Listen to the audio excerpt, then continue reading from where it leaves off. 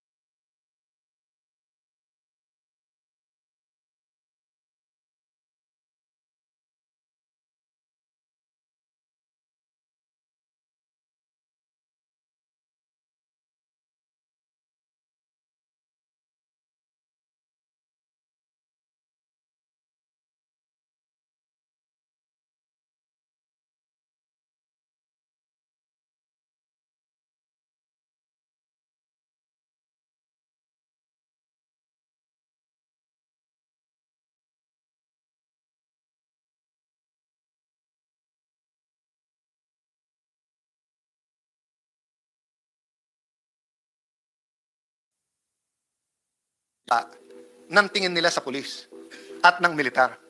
So ang ginawa ng ni Prime Minister Lee Kuan Yew, of course, the great Prime Minister Lee Kuan Yew, he gave the assignment to DepEd. Sabi niya, DepEd, I'm giving you 10 years na magbago ang paningin ng lipunan, lalo na ng next generation, sa pulis at saka sa militar. And after 10 years, gumanda ang recruitment ng Chinese Singaporeans in both. No? So let me just make that statement proposal na when we talk about stature, no, we're not talking about artificial stature, di ba? I mean, we cannot legislate that people gumanda tingin sa senador, di ba? But we can pass rules. Pwede natin sabihin dito, Mr. President, hindi pwede dito lengguwahe ng tabloid, ha? Kasi hindi pwede dito parang mga palengkero. Dito, Mr. President, I cannot address, even if Senator Bato is such a good friend, I cannot say, hoy Bato, or hoy pare, or hoy sir. I have to address the Senate President, then address you, di ba? Yes, Properly. So, I think there are things we can do in the law, to make sure that the stature of police and symbols that are important to the police are not only espouse protected, di ba? Kasi for example, yung tsapa, di ba? Kaya nga bawal na may mga peking tsapa eh. Kasi pag marami, hindi lang napepeke yung police, bumababa tingin ng tao imbis na pagtingin nila, it's a thing of honor. Di ba? I remember, bago akong congressman, every day sinusuot ko yung pin. And then may nag-mass produce, pati staff. So, dun sa loob ng elevator, lahat na kami meron pin. I mean, okay lang ba, di ba? Or minsan naabuso, di ba? Nilalagay yung sticker House of Representative o Senate sa kotse para hindi hulihin ng pulis. Di ba? So minsan naaabuso din eh. So, Mr. President, we are blessed because the sponsor is proposing this. Kumbaga yung hugot nito ay from personal experience, from a life of spending his career from the PMA to reaching being a 4-star general, and now even facing the consequences of some of his actions by being persecuted sometimes and attempted to be prosecuted sometimes. But having said that, I'd like to congratulate you for that. Marami pa akong gustong sabihin pero limited yung time, and the minority leader has precedence over this. But yun nga po, no, hindi natin maipapasok lahat sa batas, but ang tingin ko po kapag yung revival of the heart ng police, yung kanyang pamilya, yung kanyang stature, ay medyo napaganda natin. And then napaganda natin. Let me just summarize those 3 points. No? Yun nga po, yung stature ng police, sweldo, allowance, sasakyan, bahay, yung pamilya niya. And then number 2, yung accountability, di ba? Yung internal affairs, di ba? Then number 3, yun nga, yung kanyang career. Kasi pag nag-retire siya, yun na lang ang hindi ko masyadong what can we do? I'm not sure if I filed it this Congress. May bill ako before na pag-retire mo ng 56 or 57, pero gusto mo pa sa gobyerno, pwede mong kunin yung retirement mo, pero pwede ka ring i-absorb ng departamento. So kung engineer ka, nag-retire ka, hindi ako nagkakamali sa PMA, lahat kayo you have a Bachelor of Science degree, di ba? Or Yes, Mr. an engineer. No, so when you retire at 56, 57, you get your retirement, you can rest for 6 months, 1 year, But if you're an engineer, you can join DPWH, you can join DOTR, you can join NSJ, di ba? Or if you're in the, if you're a lawyer, you can join the DOJ or you can join corporate council, no? So, or if you want to go to the private, choice mo yon. No? Yes, But yun yung point ko, no? Na from the education, from PNPA, all the way to the years you're gonna spend to your retirement, dapat tignan natin to make sure, di ba, na ma-reform talaga. Because tama po yung teacher ni General Binag na makikita yung society pag nakita po yung sa police. And it's unfair for politicians to just blame the police because 51% of what the police are is what we, let me end with that. Kung anong ating itatanim, yan ang ating anihin. So kung sa batas na to, magtatanim tayo ng tamang resources, tamang batas, tamang proteksyon sa ating mga pulis, eh maganda din ang anihin natin. Pero kung medyo puripot po tayo sa batas na to sa ibibigay natin sa pulis, let's not expect na maganda din yung reform sa kanila. Sir President, Mr. Majority Leader, thank you for this opportunity. Senator Bato, again, my respect and thank you for your patience for these questions and these suggestions. Yes, Mr. President, I would like to thank also the good gentleman from Taguig for his very valuable inputs. Actually, umahaba pa rin sana ang time natin. I am willing to listen to your inputs the whole day, Mr. President. They are very valuable. Thank you. Thank you very much, my distinguished colleague, Senator Cayetano. Yes, Mr. President. Next to interpolate, Mr. President, is the distinguished gentleman from Batangas and Davao, no other than Senator Christopher Bongo. I move that he be recognized, Mr. Our distinguished colleague, Senator Christopher Bongo, is recognized to interpolate the motion. Yes, Mr. President. Thank you, Mr. President. Just for the record, I am fully supportive of the measure which aims to enhance police operational efficiency and effectiveness. Full support po ako sa kapulisan at suportado ko po ang makakabuti sa organisasyon. Alam naman po natin noong panahon ni dating Pangulong Duterte na naging CPNP ang ating sponsors na si Senator Bato de la Rosa, isinulong natin na mataasan ang sahod ng uniform personnel. Dinoble po ang sweldo sa entry-level positions sa tulong po ng mga kasamahan natin sa Kongreso. It is where I'm coming from. We also passed laws that would help the PNP, including Republic Act 11549, which I co-authored to lower the height requirement for the applicants of the PNP, Bureau of Fire Protection, Bureau of Jail Management and Penology, and Bureau of Corrections, so that we could augment and strengthen the country's law enforcement and first responders. President Duterte also signed into law Republic Act 11200, which modified the rank classification in the Philippine National Police. Ilan po dito ay kayo po, Mr. Sponsor, ang mismong principal sponsor. At alam mo naman na suportado natin ang PNP. We understand the intent of the measure. We also institutionalizing the PNP directorial staff system. At the metropolitan level, there shall be a district office headed by a district director. With this, we will avoid redundancy in the organization katulad po ng sitwasyon sa Davao. Meron na po akong katanungan tungkol dito. Having said that, Mr. President, may I ask the good sponsor if stakeholders were consulted in the drafting of the measure. Ano po ba ang posisyon ng PNP at maging mga nasa mababang ranggo patungkol sa bagong retirement age na ating pinopropose? May we know for the record why we are adjusting the compulsory retirement of retirement age to 57 years old? Paano po yung 56 years old na gusto na pong magpahinga at makasama po ang kanilang mga pamilya? Can they receive the same benefits as those who are retiring at 57 years old? Nabanggit ko po ito, Mr. Sponsor, Mr. President, dahil sa aking naririnig na meron na pong ilan na pagod na rin po. At totoo ba na sa ngayon, as of this date, ay marami pong nag-file ng early retirement at hinahabol nila bago po maaprubahan ang itong batas na ito. Sa ngayon po, ano yung numero ng nag-file po ng early retirement? Well, Mr. President, first of all, the answer to the question if yung retirement age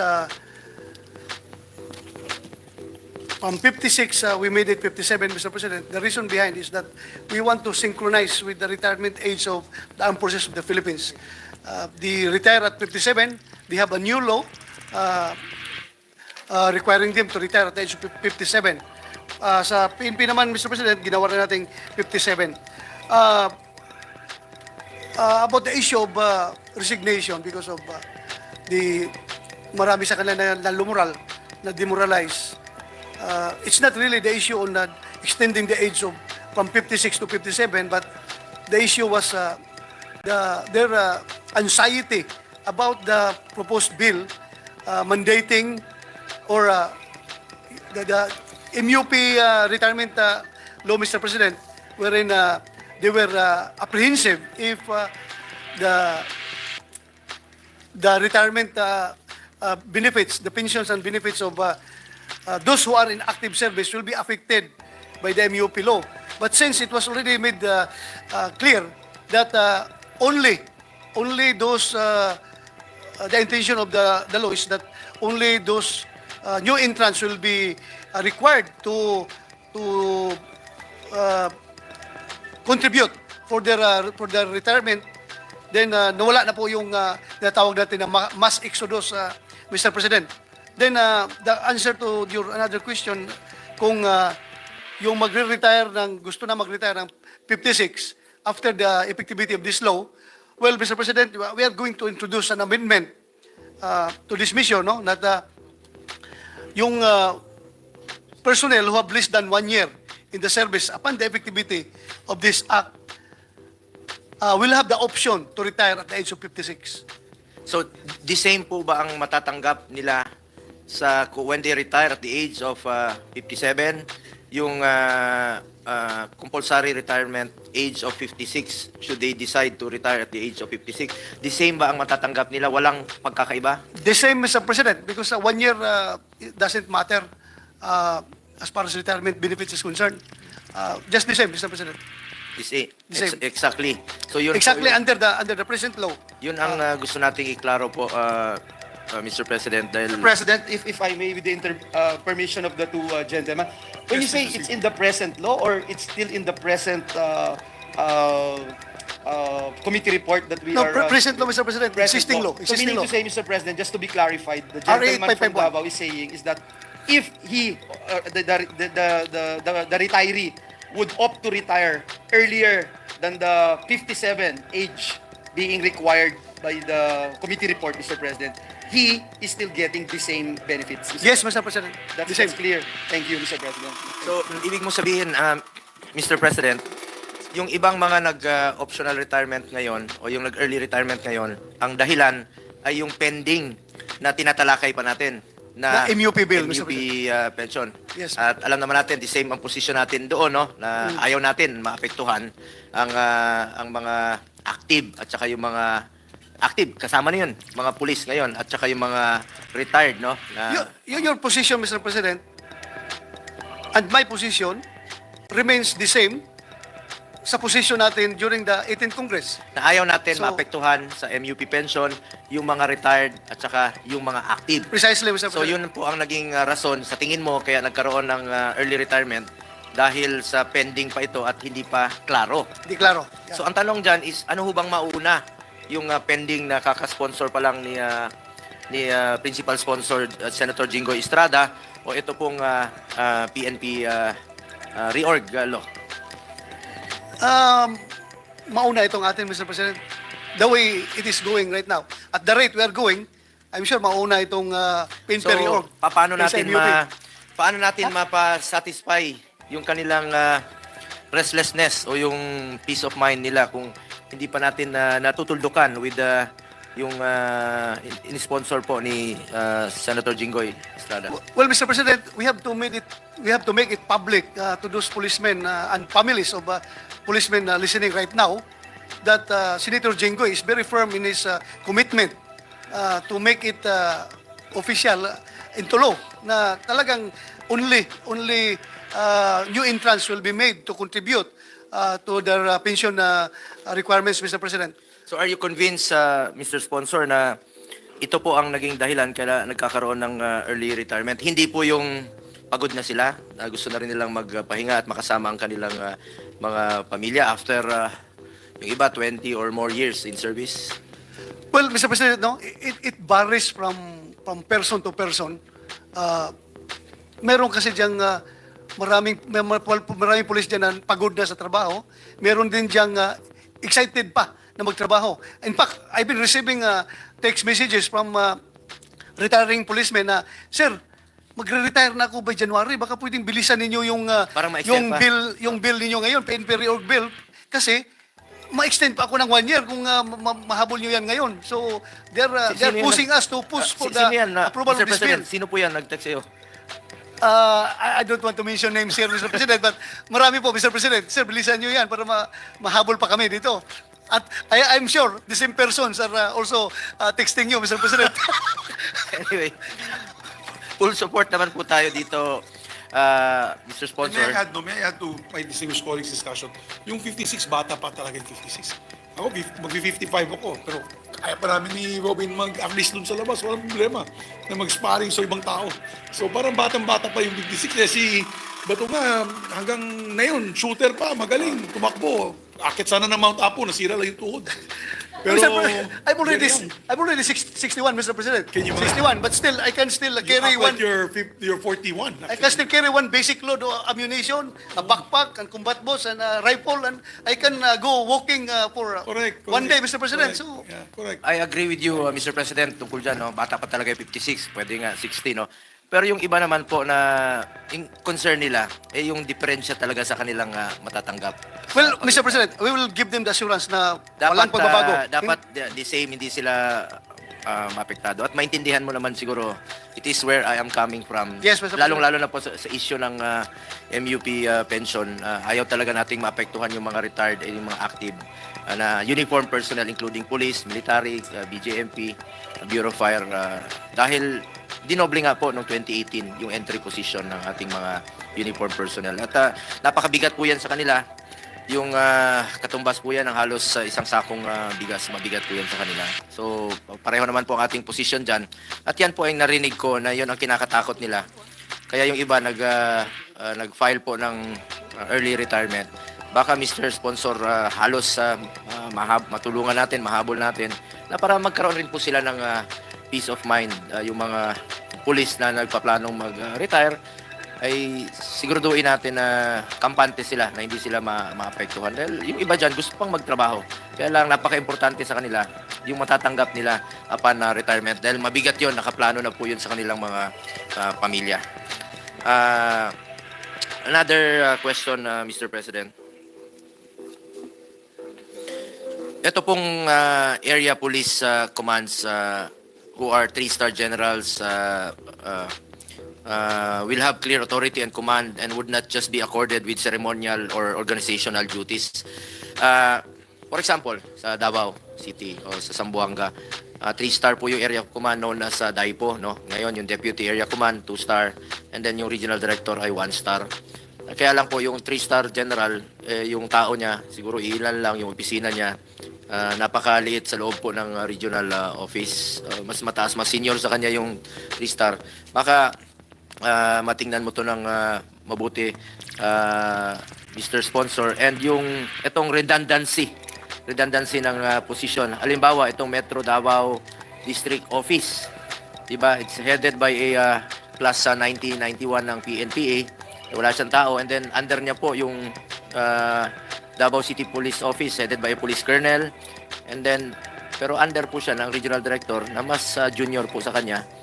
Makitingnan po na mabuti, nagkakaroon po ng redundancy sa sa trabaho po or sa operational control. Yes, Mr. President, that Davao City Metropolitan Police Command is a unique creation by the proponent himself, Senator Francis Tolentino. I hope he's here to defend his position. But I agree with him, Mr. President, because the vision of creating that police command is also to take care of the Metro Davao Development Authority. So, ang area lang naman niya, Mr. President, is the coastal towns of Ilang Davao towns po? Oriental. Ilang towns po under sa For Davao Oriental, kasama dyan yung Mati, kasama yung lahat ng yung Digos, coastal towns. Digos. Lugar mo, Bato, Yes, sa Santa Cruz. Hagunoy, Padada, hanggang Malita, Mr. President. Kasama yan siya. Contiguous area. Sa coastal area. Pero ng, ilan po ang ng, ilan po ang pulis niya o yung personnel niya, Mr. Sponsor? well, as of now, the PNP is still hesitant or still lukewarm So, in the implementation of this law. Katumbas ba ito ng district office? Halimbawa, dito sa Southern Police District, halos katumbas po yan ng position na yan, Mr. Sponsor. Well, parang ganun, Mr. President. Above him is the regional director, then the district director, like Southern Police District, Northern Police District is under the regional director. Pero itong Southern Police District, maraming police, Mr. Sponsor. As Chief PNP, pag bisita mo nun, marami silang police. Yes, because it has been created long time ago, Mr. President. Itong, New creation pa lang ito, yung manning requirements niya, hindi pa talaga na-implement. So, yun nga ang problema ngayon. It's up to the PNP how to Yan po implement this law. Yung redundancy, Mr. President, ng creation, no? I'm sure it's redundancy on one hand. On the other hand, it will also promote efficient and optimized delivery of basic police services along this coastal area, Mr. President. But then again, I agree with you. There's redundancy. Thank you, Mr. President. May I also inquire on the status of promotions in the PNP. Lahat ba ng promotions ay dumadaan sa NAPOLCOM? Natatagalan ba ang promotions ngayon? Paano po makakatulong po ang panukalang batas na ito para mapabuti po ang proseso ng promotions?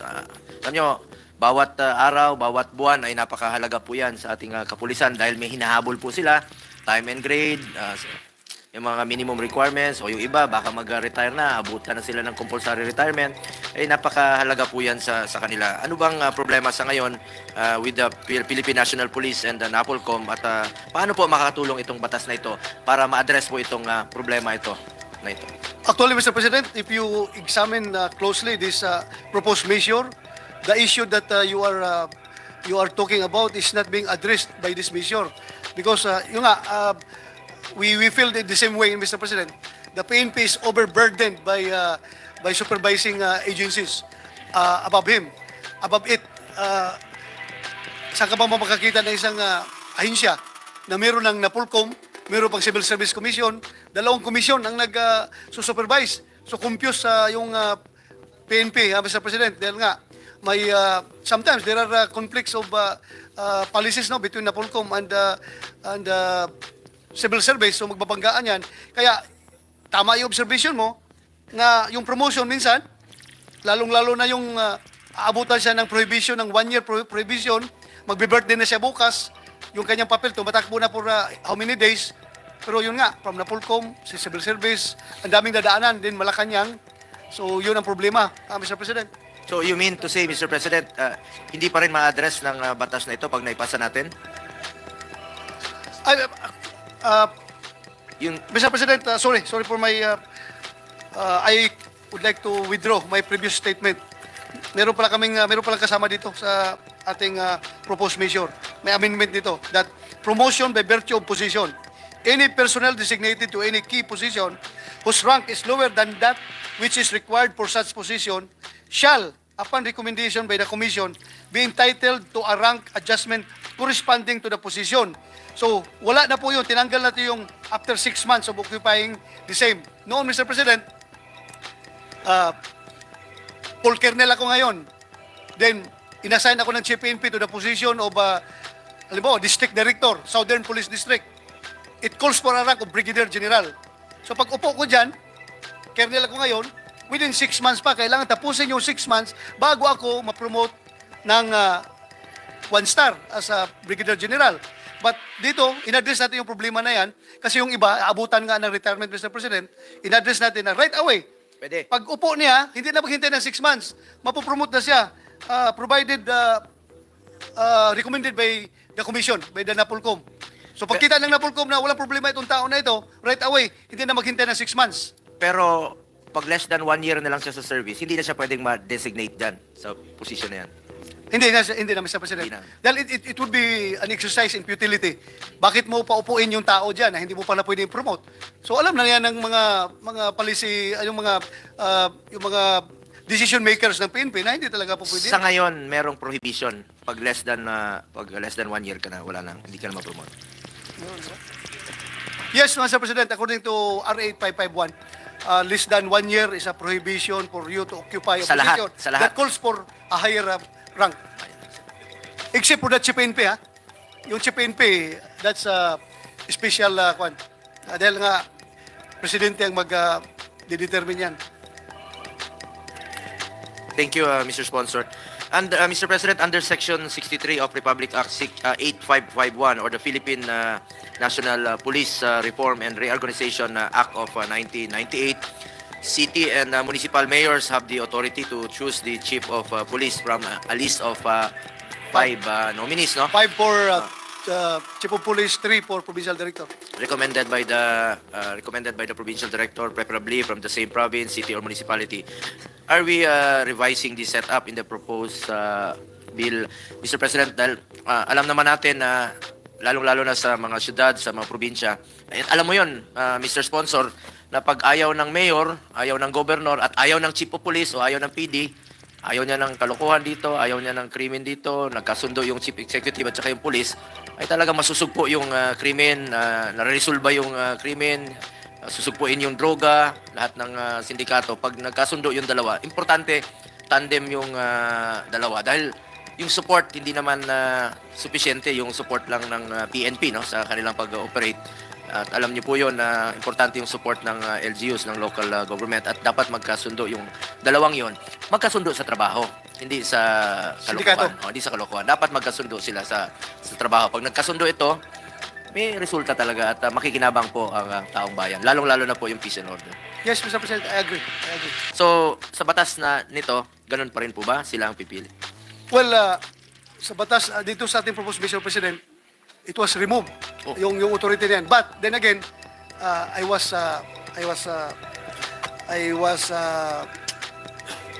convinced by our colleagues that Ibalik. ibalik yun.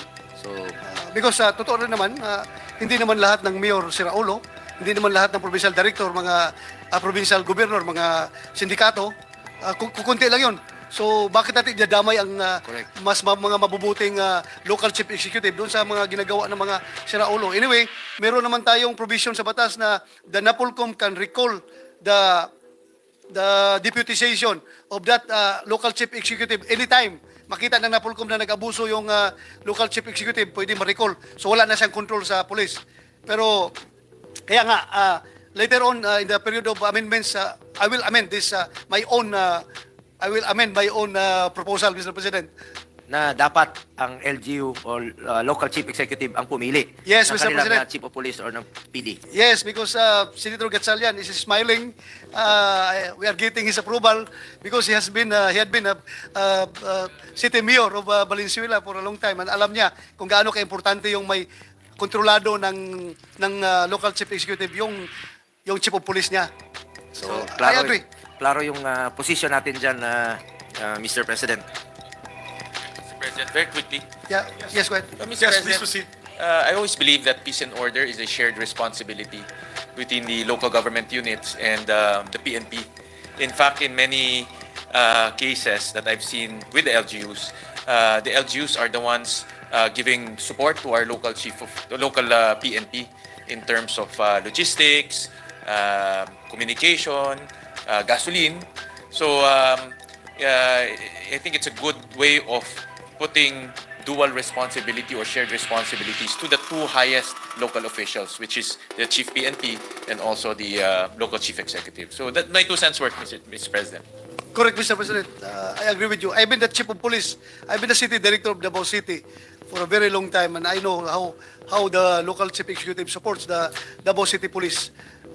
Kaya hindi po pwedeng tanggalin natin yung responsibility ng being the chairman of the local Peace and Order Council, yung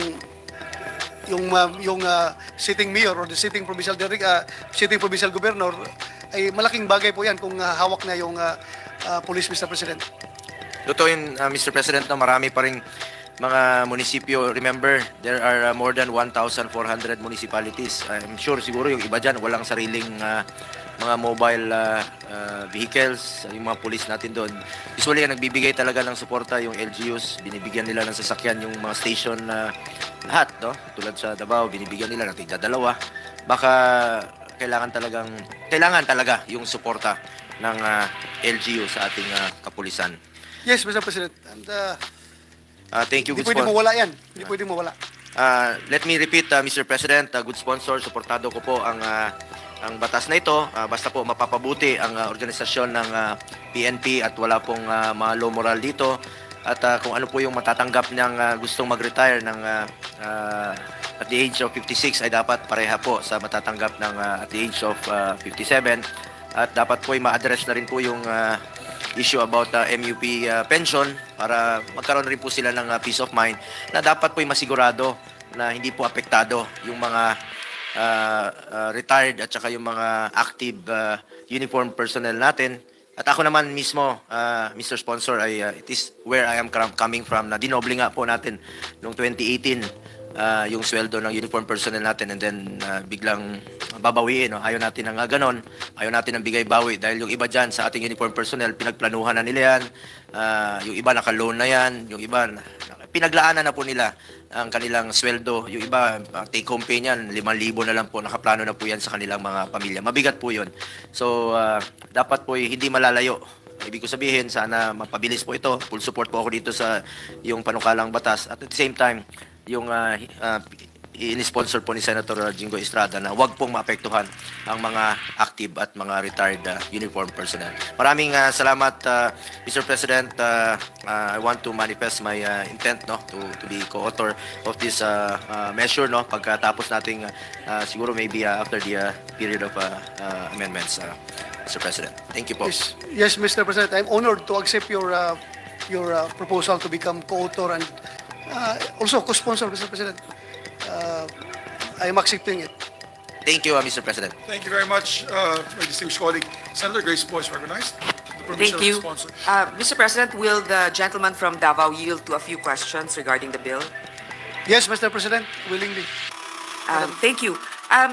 Paki-explain nga sa maikling pananalita, ano ba talagang importansya nitong bill na ito na reorganization ng functions ng PNP chief? Kasi halimbawa, nakalagay dito na the PNP chief, will have the power to designate and assign PNP officers in various key positions. Ang tanong ko, hindi ba nila nagagawa itong sa ngayon? Well, sa ngayon, Mr. President, the present system is which this representation is intending to remain status quo. The present situation, Mr. President, is that for the case of chief of police, the provincial director will give a list of 5 recommendees to the mayor, and the mayor will choose from among the 5 kung sino yung napupusuan niya, tatanggapin niya, at yun ang issue ng order ng provincial director na magiging chief of police. In the case of the provincial director, the regional director will give a list of 3 nominees to the governor, provincial governor, and the governor will choose from among the 3 nominees kung sino gusto niya maging provincial director, and kung sino yun ang issue ng order ng regional director na magiging provincial director na. So, kailangan talagang concurrence ng local chief executive as far as the selection of the chief of police and the provincial director. So, sa ngayon, ang PNP chief ay hindi nakakapag-appoint sa lugar ng chief of police. He can just recommend Mr. President, your honor, to the local chief executive. Sila pipili kung sino gusto nila. So, dito sa bill na to, yung PNP chief na ang mag-a-appoint sa bawat lugar. Supposedly, Mr. President, your honor, but I am going to amend that particular provision because some of our colleagues are hesitant about that provision. So, what will be the amendment? You'll take that We'll strike provision that out. off, Mr. President, your honor. So we'll may- remove totally. Okay, will you be able to articulate why you think some of our colleagues are against this? Because I feel that, let's say in an area, kunyari meron isang local government head, governor man or mayor na matagal na dun sa lugar na yon. Tapos gusto niya kontrolado yung lugar na yon, tapos siya pa yung pipili ng pulis. Doon nagiging politicized, di ba? Well, I agree with you, Mr. President, Your Honor. That is why I included that in mission. Because of the results of our investigation, my committee investigation on yung nangyari sa Negros Oriental, yung inambos na Vice Mayor doon sa Apari, Cagayan, and yung nangyari sa Misamis Occidental, isa talaga yan sa root cause of those problems, Mr. President, Your Honor.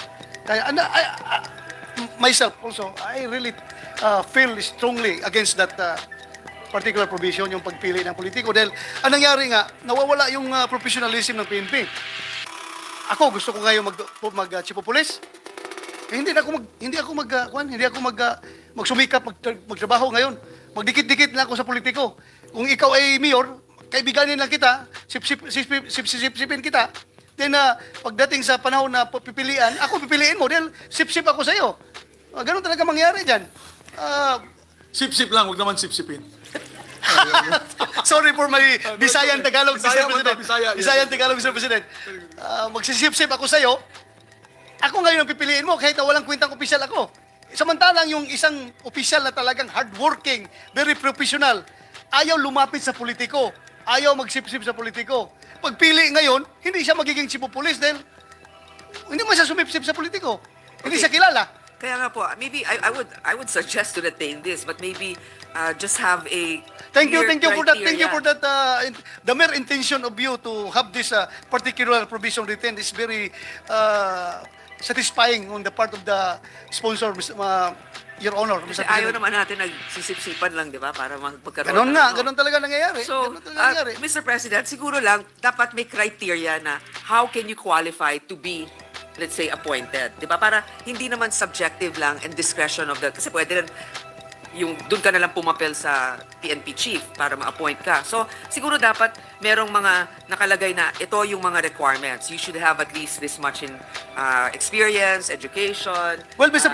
President, Your Honor, hindi po nagkukulang ang PNP pag bigay ng mga requirements. Talagang masteral degree holder ka pa.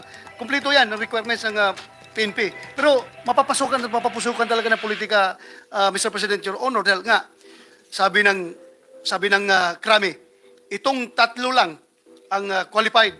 Ibigay ang pangalan na yan, tatlo, sa gobernador para pagpilian. Dahil itong tatlo na ito meets the criteria to become provincial director. At saka may record ito. Pagdating sa gobernador ngayon, nakita ng gobernador, wala akong kilala dito. At ang gusto ko yung kilala ko, itong si Kuan. Natawag yung gobernador kay Chief PNP. Chief, pwede ba tanggalin mo yung pangalan nitong isa, ilagay mo yung pangalan nitong bata ko dahil kilala ko ito, mas komportable ako dito kasi hawak ko itong tao na ito.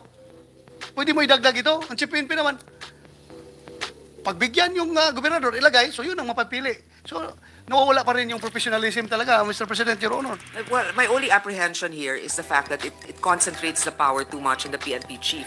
On the other hand, I don't believe that there should really be an influence in an area controlled by, let's say, this local government for them to have the prerogative to influence law enforcement, because I feel that provides checks and balances. So I hope as we delve further and study this bill, ma-retain pa rin na PNP chief ang mag-a-appoint or an independent body, but definitely sana wag na munang merong influence ng local government. Yun yung sa akin. Pero syempre, never ako nag-local government. So, I'm just speaking from my observation.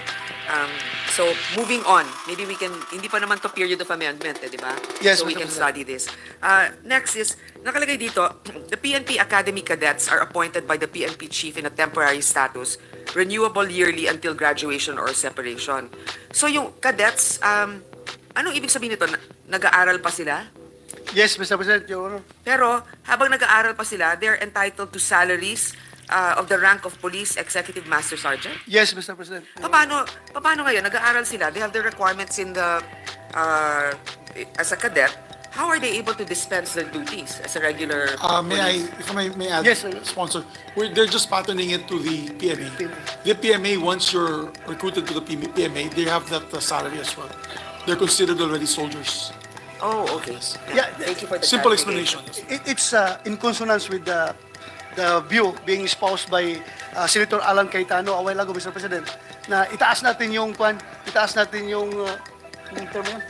Status ng mga pulis.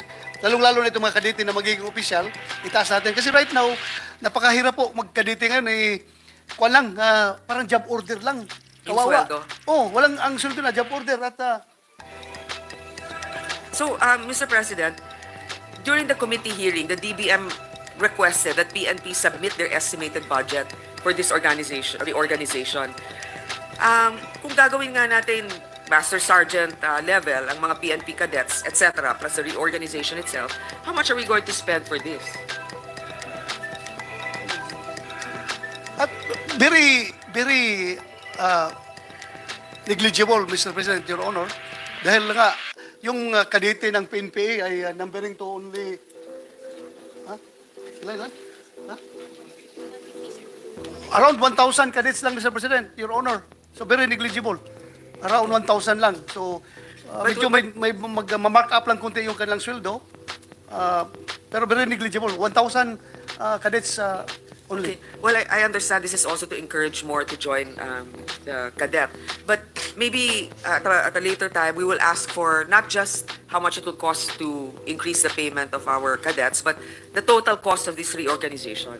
So, Well, actually, zero cost, Mr. President, Your Honor, because existing na ito ngayon. As we speak, existing na itong reorganization na ito, yung area police commands, yung mga national support units, existing na yan sila. Ang atin lang ngayon, para ma-institutionalize yung kanilang existence via legislation, kaya ginagawa natin itong mission na ito, Madam President, Your Honor. okay. This is my last question. The PNP personnel under investigation or charged with a crime or grave administrative case shall be confined or arrested as may be required and will be restricted to their barracks or any designated facility. So my question is, under investigation pa lang, pwede na silang i-confine sa barracks? Yes, Mr. President, Your Honor, kasi nakita natin problema dyan, kaya yung police minsan naging abusado. Because nga, ang power ng Chief PNP or the lower subordinate commanders ay hanggang kuwan lang sila, hanggang restricted inside camp ang kanilang magagawa, walang confinement. So, parang walang takot yung mga pulis. No, I believe that the law enforcement as well as people in public service should really adhere to a higher standard. My only question is, if they're confined in the barracks and they're still under investigation, is there a time frame for the investigation to be concluded? Kasi baka mamaya, taon na hindi pa tapos yung investigasyon, naka-confine sila sa barracks. Well, it's graduated, Mr. President, Your Honor. For the Chief PNP, he can confine that hearing personnel to not more than 90 days. For the Regional Director, not more than 60 days. For the Chief of Police, for the Provincial Director, not more than... It's graduated, Mr. President. Okay. No, that's all. I just needed to know that there is actually a time frame for the investigation to be concluded. Yes. So that's all. But Mr. President, I'd like to study more the fact that it was mentioned and supported by the sponsor that hopefully the PNP will be less politicized. And one way of achieving that is also to take away from the hands of the local government or officials the power to choose who will be appointed. But I don't know if it will hurdle the body. So that's all, Mr. President. Thank you to our good sponsors.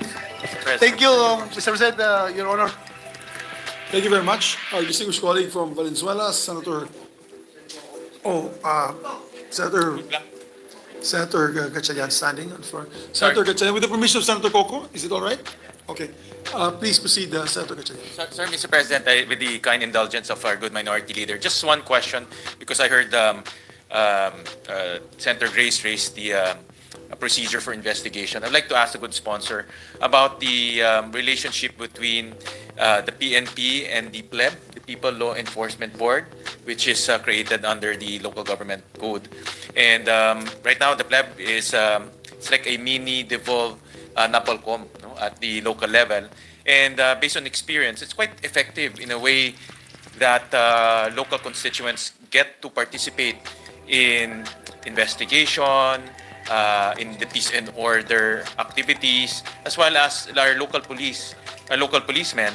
They also recognize local leaders, and they also are accountable to the local populace. So I'd like to ask the good sponsor, will pleb be retained under the proposal, and what will be the relationship between pleb and also with this new bill that we are debating? Mr. President, Your Honor, we maintain the status quo as far as plebe is concerned. It is not being touched in this measure. So, retain, Your Honor. So the pleb will retain its function at the Yes, local Mr. government President, Your level. Honor. All right, thank you very much. And again, I support the amendment of the good sponsor to include the old tradition of allowing local chief executive to choose from a list of potential chief of police. And I think I think we should just be very strict with the list that will be given to the local chief executive, meaning that list should be vetted and it should not be changed, because that is a way to give that's a way to strengthen check and balance between local politics as well as national administration. And kung papalitan ho talaga yung list, then magkakaroon ho ng politika. But if we will be very strict with the list, and the local chief executive will not have that power or even persuasion to change the list, I think it's a good way of a certain check and balance at the local level. But the local chief executive will now have some connection and at least some authority over the chief of police, and they should work together in tandem, and giving that power to choose his partner to enforce peace and order. That's a very important feature to localize the activities of localize the activities in terms of peace and order. Yes, Mr. President, Your Honor, I definitely agree with the good gentleman from Valenzuela. And I also agree with the good gentlewoman from Pangasinan, Senator Grace po. So the sponsor can now sing, sana dalawa ang puso ko, di na sana. Actually, I heard you loud and clear. I heard Senator Grace po loud and clear. But as I've said, this the author, the sponsor is committed to amend this his own measure, Mr. President, Your Honor. Thank you, Mr. President. And naniniwala po ako kay Senator Bato dahil yung kanyang salita matigas na matigas ho yan. Thank you, Mr. President. Thank you to the good sponsor for the opportunity. Thank you, Mr. President, Your Honor. Thank you very much. Kung yung pagpasa ng batas ay kantahan lamang, pasado na to. Mr. President, with the indulgence of the Senator, Yes. with the Minority Floor Leader and the good sponsor, meron lang po akong pahabol, Mr. President, no? Dalawang tanong lang po ito na limutan ko lang po itanong kanina kasi pumasok yung tanong ni Senator Grace po. Una, yung nabanggit mo kanina pag sa 3 choices, no? Tapos walang napili si Gobernador, tatawagan si PNP. So halimbawa, nung panahon na si PNP ka, anong sagot mo kay Gobernador? Well, I am very thankful, Mr. President, Your Honor, that I have the full backing of the President.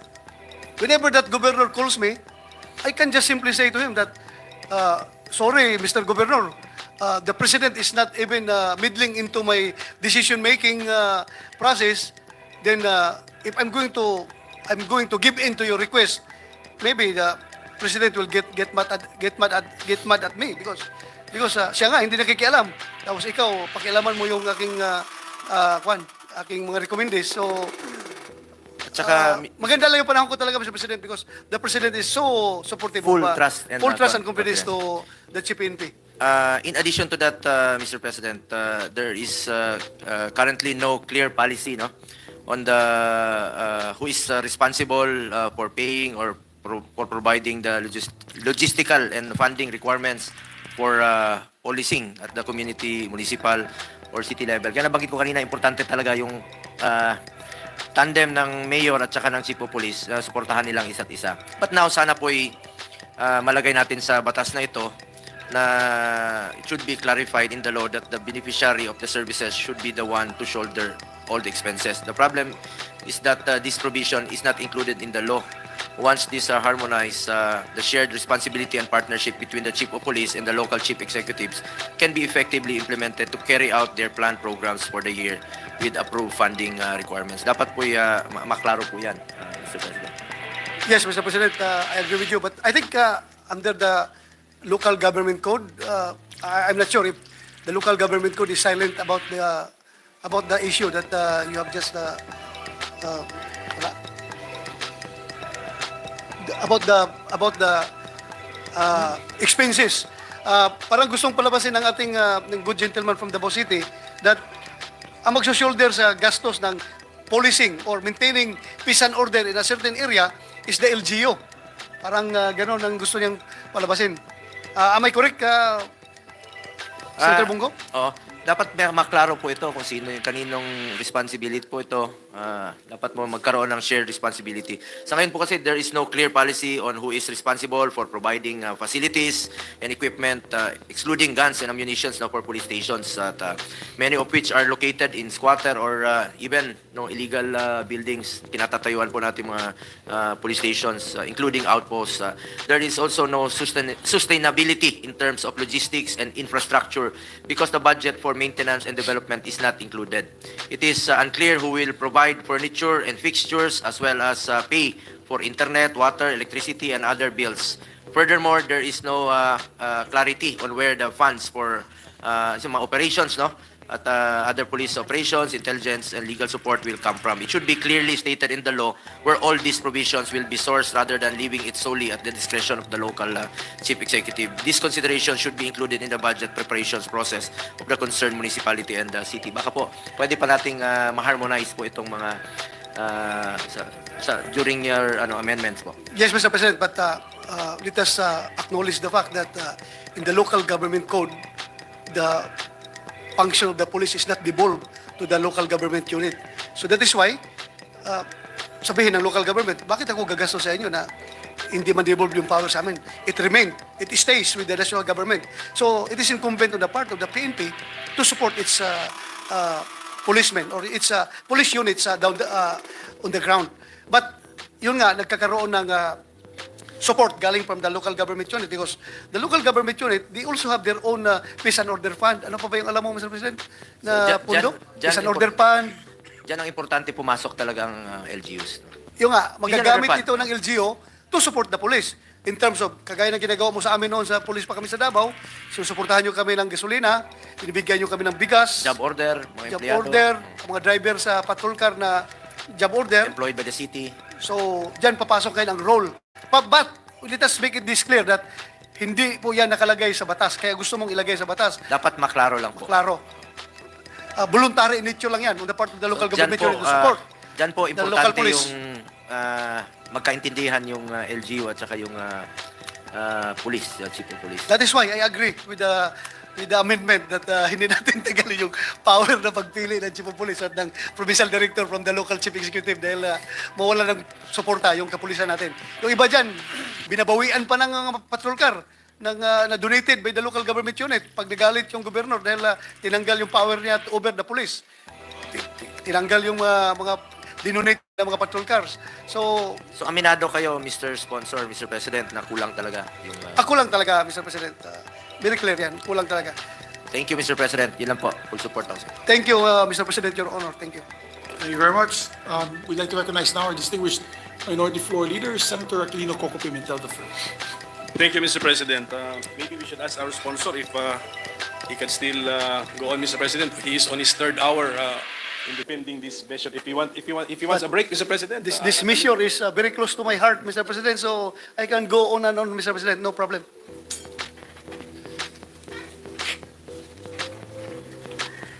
Thank you for that, Mr. President. At any rate, this is just a resumption of our interpellation, which we commenced Yesterday?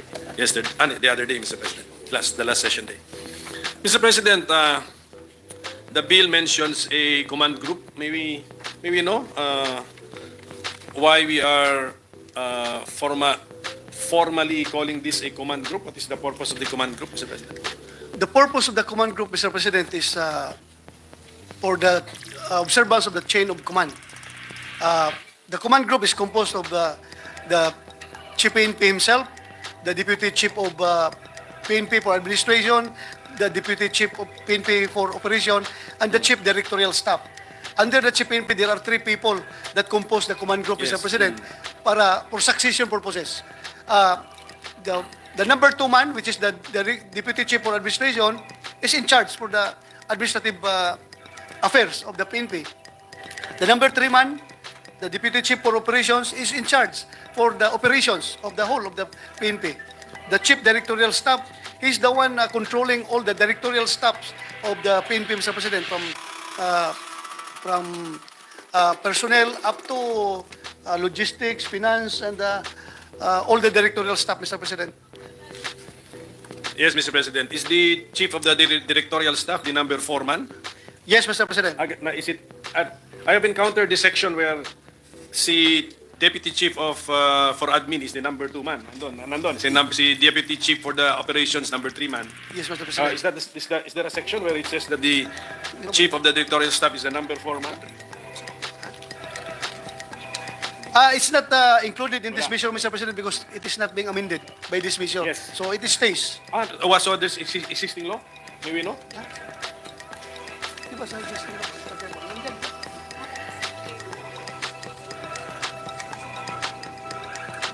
Yeah, Mr. President, in the existing laws, 6975, the 6975, and 8551, it mentioned about these positions. But here, in our proposed amendment, Mr. President, binanggit natin dito, the chief of the PNP shall have a command group composed of the offices of the Deputy Chief of the PNP for Administration, the Deputy Chief of the PNP for Operations, and the Chief of the Directorial Staff. So, binanggit lang natin dito, Mr. President. Yes, Mr. President. Look at page 14 of your bill, Mr. President. It's line 18. The second in command. Yan, andun. The third, tapos 920, the third in command. Tapos na. It ends at the third in command, Mr. President. Yes, Mr. President. There's no fourth in command. Yes. Why is this? Why is it important, Mr. President, to know na may second in command and third in command when the PNP chief is appointed by the president? Well, for purposes of succession, Mr. President, in case the chief PNP is not available, he's going to the number 2 man will take over, and if the number 2 man, As OIC. as I say, if the number 2 man is incapable, then Yeah. so on and so forth, Mr. President. Thank you. Pero, kunyari, magka-vacancy sa second in command. That's the third in command. Succeed sa second in command? I don't think so. It follows, Mr. President. This is governed by the Napolcom resolutions that very strict yung career path of the command group. Talagang So, nagsusunod-sunod yan sila. Hindi kahit- pwede mag-overtake. Kahit happy na yung ating officials as the deputy chief for operations, he will be forced to be deputy chief for administration, Mr. President. Yes, Mr. President, by all means. Yun po ang yun po ang movement dapat. This is not in law, but in Napolcom. Napolcom resolution, Mr. President. Okay, akala ko, Mr. President, kaya tayo nagko-command group, para mayroong cabinet, ilagay ko lang sa quotation marks, may cabinet si PNP chief na, Mr. President. Ang cabinet parang yan- consultative, meron siyang collective or consultative leadership, Mr. President. Yeah, ganon din ang intention dyan, Mr. President. But the cabinet really of the chief PNP is the directorial staff. Yan yung cabinet niya, directorial staff. And the directorial staff does not include the command group. Yes, Mr. President, iba yung command group. Hindi. Sayang yung wisdom nung kino-consider natin na top 3, the next top 3 officials of the PNP. Well, Mr. President, hindi masayang. Hindi masayang yun because there are times wherein the decision-making of the chief PNP is confined to the command group discussion. Sila lang ang mag-decide. We call that committee of 3 or committee of 4. Committee of 4. Sila lang nag-uusap, Mr. President, kung anong maging decision nila. Meron yung decision-making process wherein yung buong kabinete or buong directorial staff ang kinoconsider ng chief PNP. So hindi po masayang, Mr. President. How large is the directorial staff, Mr. President? This is composed of ilang directorates? 11 directorates, Mr. President, Yes, correct. Yes, with a rank of 2-star. 11. Kasi, Mr. President, kanina, during the interpellation of Senator Alan Peter Cayetano, parang he was mentioning the tenure in office of the chiefs, and then parang worried tayo because, if it's too short, then the programs of the chief may not be implemented. Pero ang point ko is, why are we so personalized in the approach, Mr. President? Sana merong mga institutional programs na hindi dependent sa personality ng Chief PNP. That's why I was hoping na merong ang cabinet system or collegial planning, and our sponsor says yun yung directorial staff na 11 directorates, Mr. President. So sana may mga some short-term, medium-term to long-term plans ang PNP. Not the PNP chief, but the PNP as an institution, Mr. President, so that we should not be worried too much about the length of the tenure of the PNP chief. Kasi mayroon at least short-term or medium-term, long-term vision ang organization na, Mr. President. And binuo yun ng collegial body, hindi ng isang tao, so that we are not so personalized or dependent on one person, Mr. President, who we call the Chief PNP. Correct, Mr. President. In fact, through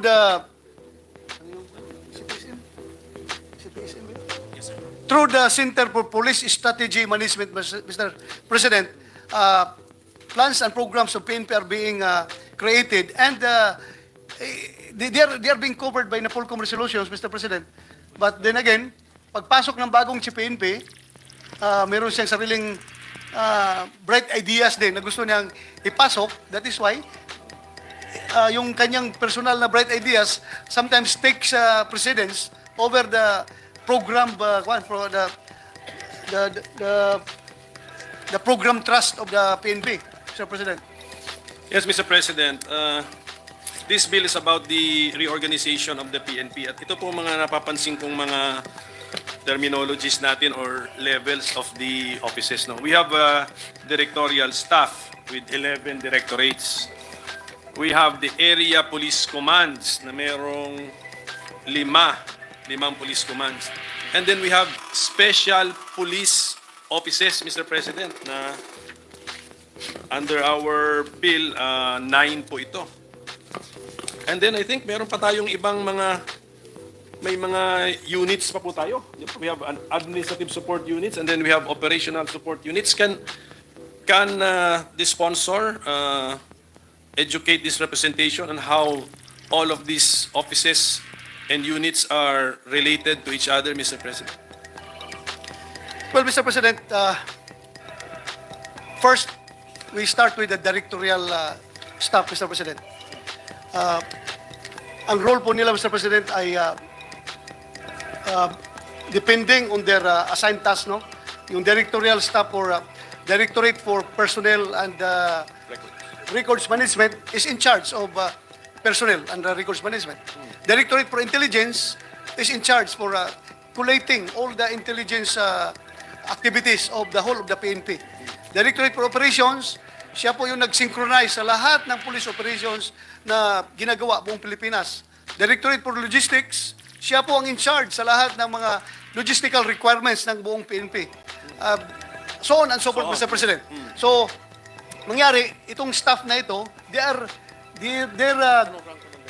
all their efforts are recommendatory in nature doon sa Chief PNP. Lahat ng kanilang mga plano na ginagawa are being recommended to the Chief PNP for approval. So yung papel ng directorial staff. Ito namang papel ng mga national support units. Una, yung NUSOS, National Operational Support Units like the CIDG, Special Action Force, Highway Patrol Group. Ito yung mga operating units on the ground, Mr. President, na nagko-concentrate lang to one particular specific field, Mr. President. How do you call it?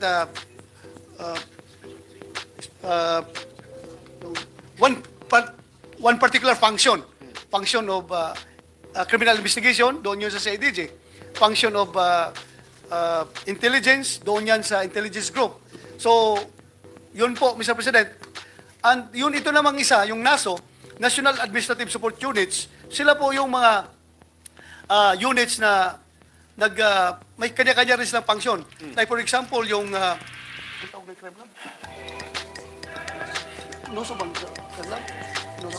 like for example, the Finance Service, Mr. President, sila po ang in charge sa pasweldo ng ating mga kapulisan. like the legal service, Mr. President. Sila po yung in charge sa legal. Yes, Mr. President. So, yun po, Mr. President, may kanya-kanya po sa Yes. functions na ginagampanan, Mr. President. So, Mr. President, kunyari, Operational Support Unit na Intelligence Group, they do the actual intelligence work. Si Director for Intelligence, he does not do the intelligence work. No, Mr. President. So, is the intelligence group under the Directorate for Intelligence? Functional supervision, Mr. President.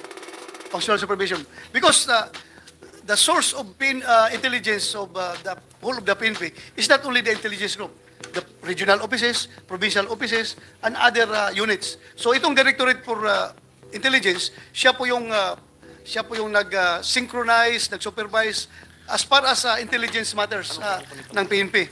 Siya po yung mayroong functional supervision over all units na involved in gathering intelligence and producing intelligence, Mr. President. So there is parang a redundancy, Mr. President? There's a redundancy? Actually, there's no redundancy, Mr. President, because Directorate for Intelligence is, kuwan lang siya. Siya yung policy making, at the same time, siya yung central repository of all intelligence data records of the PNP. Yung intelligence group naman, sila yung nasa ground, Mr. President, na talagang in charge of counterintelligence, Sige.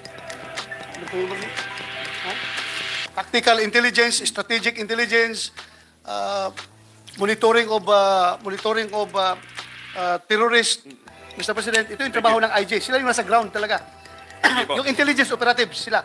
Sige po, our sponsor is really the best person to defend this bill, Mr. President, kasi talagang former chief of the PNP. Alam niya po itong organization. So, for example, sir, the Operational Support Unit na Intelligence Group, the head here is under who, Mr. President? Directly under the chief of the Philippine National Police, Mr. President, Chief PNP. Not even the deputy chief for operations? Hindi siya doon? Because it is an operational support unit. Yes, but functional supervision only, Mr. President. Pero decision-making wise, direkta siya sa Chief PNP. Pero supervision, sinusupervise siya ng number 3 man, yung Deputy Chief of PNP for Operations. And yung kanyang mga output ay pinapasa niya doon sa Directorate for Intelligence, Central Repository of Intelligence Data, yung DI, Directorate for Intelligence. Samantalang yung mga regional and provincial intelligence po natin, kanino sila directly under? Directly under the commander on the ground. Provincial intelligence is under the provincial director. Provincial director. Regional intelligence under the regional director. And then all the way, they go up to The Chief PNP. From the regional, diretso na kay Chief PNP. The Chief PNP. Hindi po apektado yung ng area police command.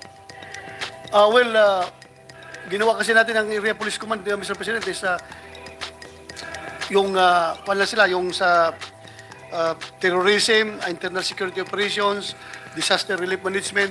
So yun ang kanilang function, Mr. President. So if this intelligence pertains to internal security operations, then dadaan pa rin ito sa kanila, Mr. President. Okay, so yung mga detalye po na ganito which are not found in the bill, no? So where shall we find all of these details?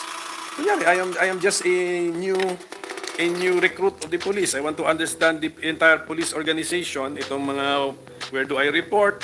Where my report ends up with who? All the way up where? Where shall I find this, Mr. President? Because it cannot be found in our bill. Well, Mr. President, all of these are covered with NAPOLCOM resolutions. Ito'y ginagawa ng PNP based on NAPOLCOM resolutions, Mr. President. Sa NAPOLCOM memorandum circulars, Mr. President. Sige po, all the details are there, Mr. President.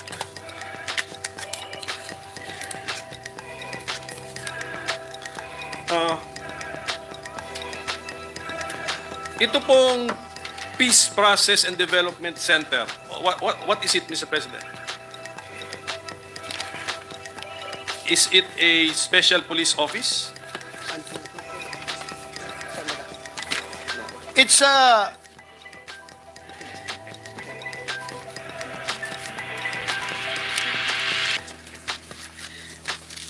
it is under the special police offices, Mr. President.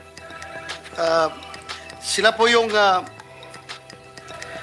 office primarily responsible in monitoring of the development and implementation of peace agreements and pertinent laws, Mr. President. So, Yes, Mr. President, there are 9 special police offices sa organizational chart po ng PNP. Saan po sila mailalagay? Are they under a directorate or under the a deputy chief? Where are they, Mr. President?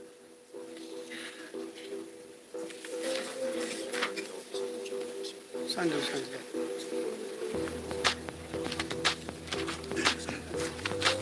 They are directly under the office of the Chief PNP, Mr. President. Direkta po sila. Sige, itong siyam po, direkta. Yung siyam. Yes, Mr. President.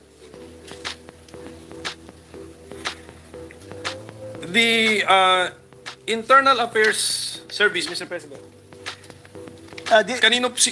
Sino po ang karangko niya among all of these different offices and levels that we are discussing, Mr. President?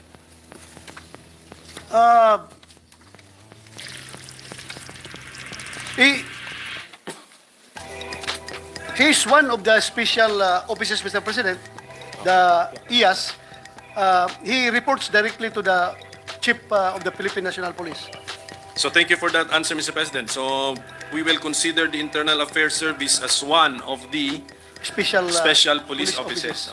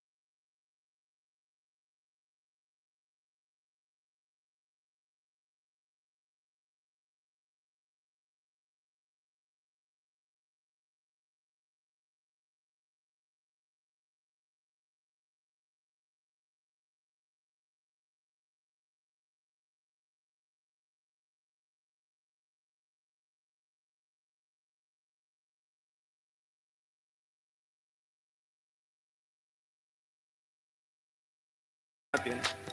Ganon din dapat kahalaga, kung hindi sana mas mahalaga pa si IAS, Mr. President.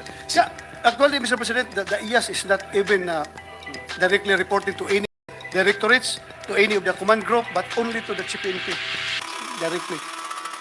But it's same with the 9 special police Yes, officers, right? yes, by virtue of their function, Mr. President, that they serve as the advisor or consultant of the Chief PNP as far as human rights is concerned. It's the ISRAW as far as the yung nabanggit, President, Yes. yung So ito pong passes. ating panukalang batas, kasi bagong a new section 25-C is being inserted.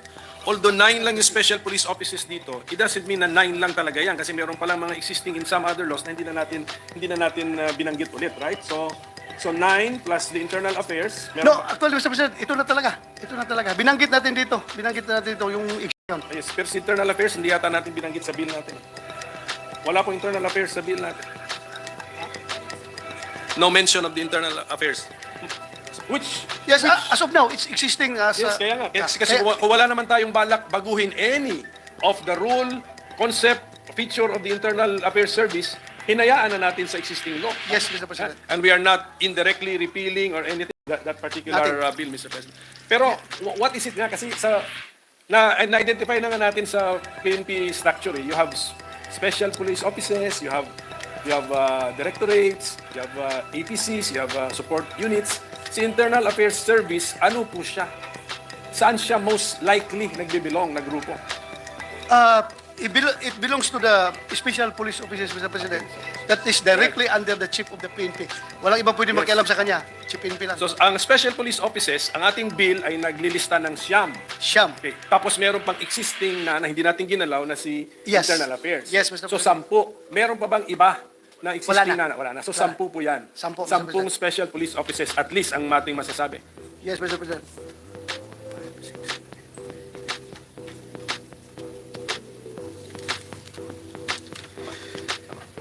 Okay, sir, thank you for that, Mr. President.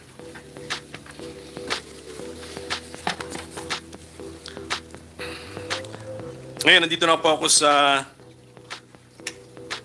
page 13 po ng ating bill. Ito po lang mga opisina na mga binanggit po natin. Yung directorate po, Mr. President, ano pong rank ko ng head nun, Mr. President? 2-star general, Mr. President. So, Police Major General. Major General. Yung ating mga area police command, 3-star general, Mr. President. Police Lieutenant General. yung ating po mga special police offices, 1-star general, Mr. President, except for PNPA. That is a 2-star general. yung ating po mga administrative support and then operational support units, Generally, Mr. President, 1-star general, except for SAP, certain units like SAP, CIDJ, CSJ, 2-star general. Okay, thank you. Pero ito po mga sinasabi nabanggit natin ng mga parts na structure ng PNP ay ang iba rito po ay aminado tayo ay hindi created ng batas, Mr. President. Yes, Mr. President, I agree. Marami-rami ang hindi created ng batas, Mr. President. Through a NAPOLCOM resolution. Ito pong if you have the chart, Mr. President, lahat po ng kulay blue, yan po yung created by virtue of the Polcom resolution and not by law, not by legislation. Thank you. Thank you, Mr. President. Unfortunately, yung printer ko black and white, wala akong kulay blue pero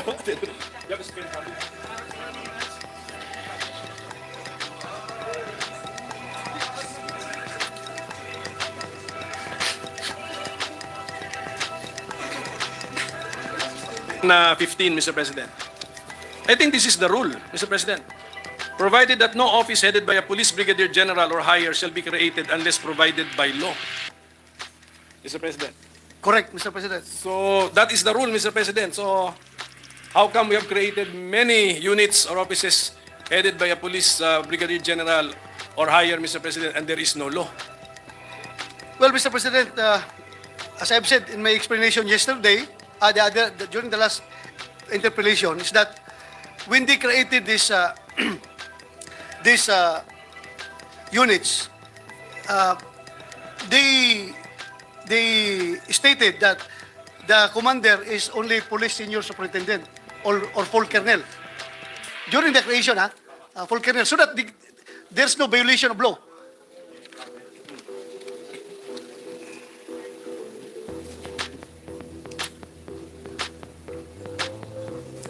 Meron pang converter eh. Please.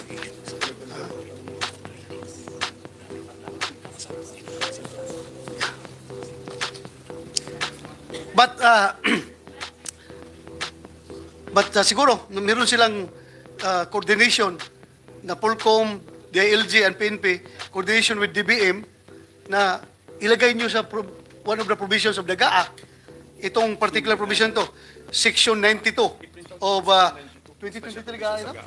2023 GAA, Mr. President. Which you read yesterday. Yes, yesterday. The other day, Mr. Yeah. President. Yes. Which, yesterday. Yeah. That you even require me to recite the legal Yes, doctrine. Mr. President, the Yeah. qualified political agency doctrine. Pero yes, Mr. President, now, this is now in our bill. Kaya naka-bold face pa nga ito. Ibig sabihin nun, this is an amendment. The sponsor will now clearly make this as a statement of law with mandatory effect, Mr. President. Kasi stated in the negative pa eh. Kasi no office shall be created. So pagkaganyan po, mandatory nature na yan. So Mr. President, so if this becomes law, are we not now going to disable the NAPOLCOM, Mr. President, which has been doing this for the longest time? Well,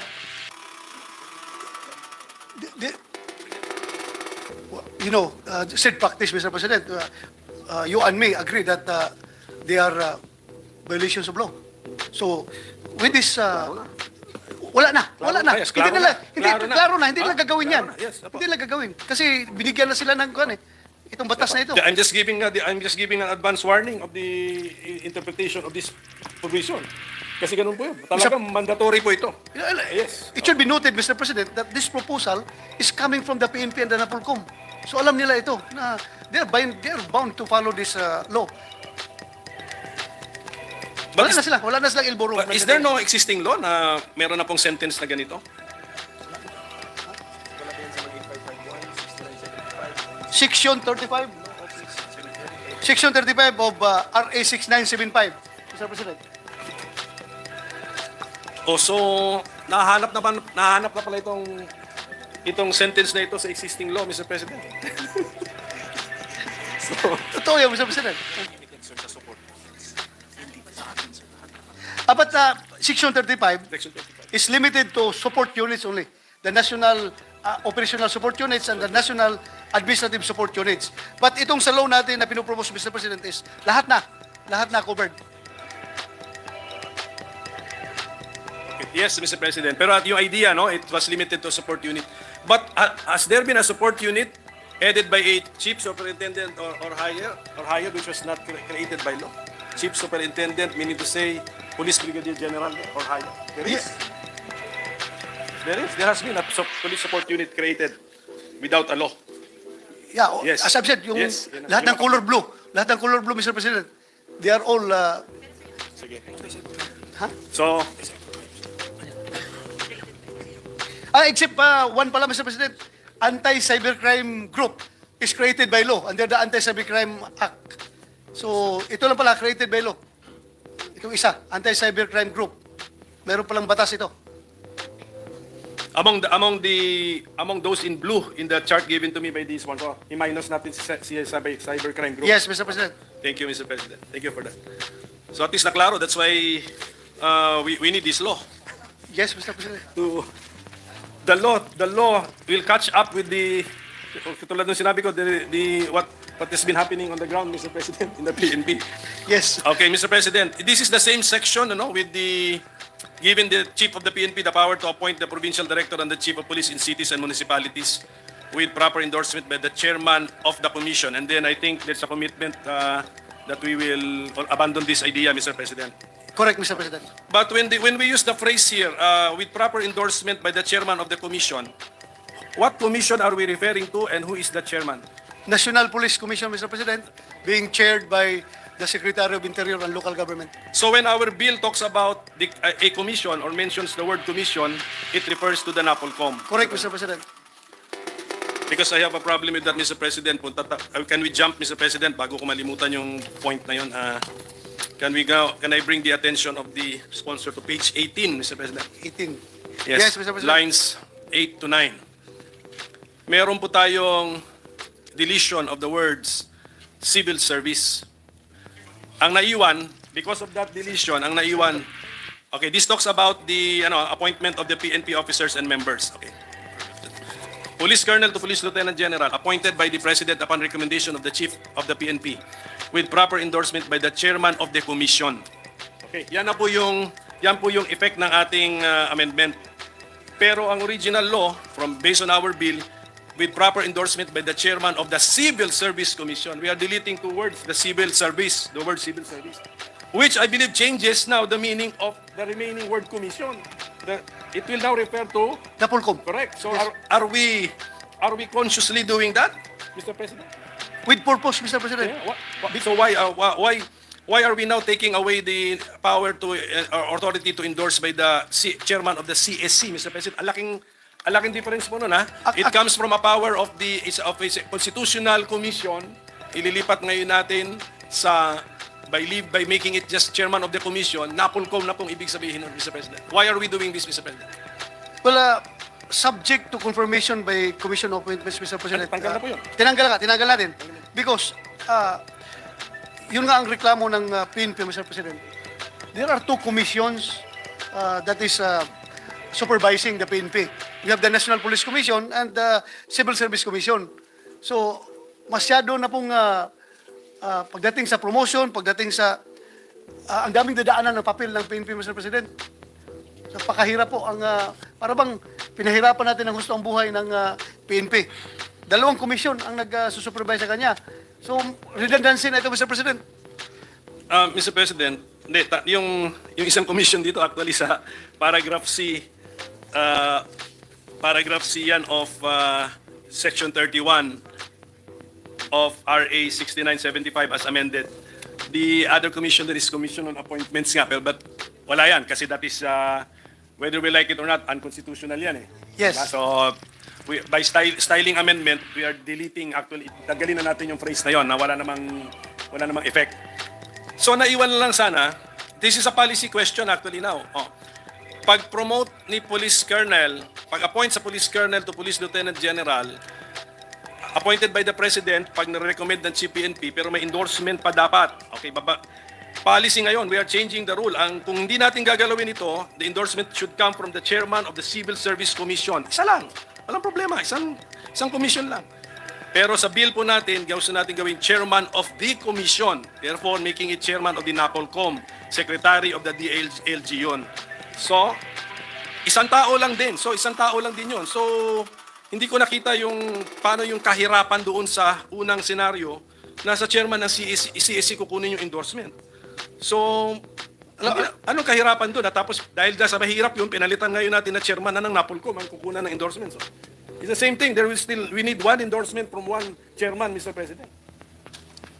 Well, just to simplify things, Mr. President, gusto natin NAPOLCOM lang talaga magkocontrol ng PNP. At least nakatutok. Wala iba tinutukan ng NAPOLCOM, kundi PNP lang. Kasi kung sa civil service, lahat ng government agencies, civil government agencies, ay yun ang tinututukan ng civil service. Then, yung nga, abutin na siyam-siyam yung mga papel dyan. At yan ang reklamo ng mga karamihan ng pulis na hindi na acted upon na yung mapapila. Abutan sila ng retirement age nila. Hindi na napopromote. Sa hearing po ng committee, did we get the position of the civil service? Sige, Mr. President. Sa hearing po ng ating committee, did we get the position of the civil service on this actual amendment, Mr. President? Hindi lang po ito kasi mere deletion ng words eh.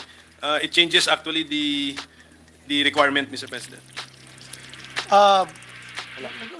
Wala po. Yes, civil service was invited, Mr. President, but they did not raise any objection. And according to the Constitution, NAPOLCOM lang talaga ang mag-supervise ng PNP. Constitution? Yeah. Ano?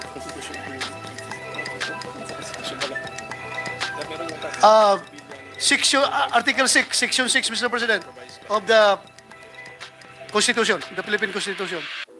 Article 16, Section 6. Sa dulo. Hanapin na yan.